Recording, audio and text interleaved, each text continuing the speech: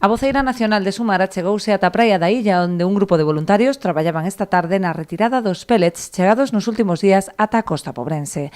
Ali, Yolanda Díaz criticou a xestión por parte dos responsables da Xunta de Galicia, os que acusa de mentir o igual que acontecera coa catástrofe do Prestige, a pesar das diferenzas entre os dous vertidos. Non ten nada que ver o Prestige co que estamos vivindo hoxe, pero dá igual esa marea negra que a marea branca dos pellets, que a mentira é o xeito de goberno do Partido Popular de Galicia.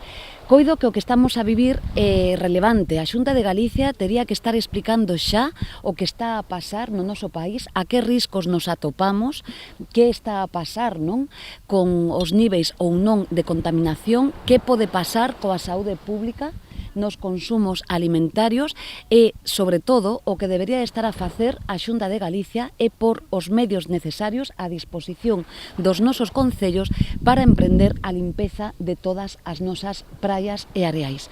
A candidata de Sumar á presidencia da Xunta, Marta Lois, cargou tamén duramente contra os responsables autonómicos polo retraso en activar o plan de continxencias contra a contaminación mariña. Foi especialmente crítica cos conselleiros de Medio Ambiente do Mar. Deste último mesmo chegaron a pedir a dimisión. Volven mentir e agora din que non é a limpeza das praias dos areais, que a limpeza hai que facela dentro do mar. Pídenlle ao goberno do Estado un submarino, pídenlle 4 barcos, pídenlle lanchas, pídenlle helicópteros. Un auténtico despropósito, unha provocación e unha falta de dilixencia.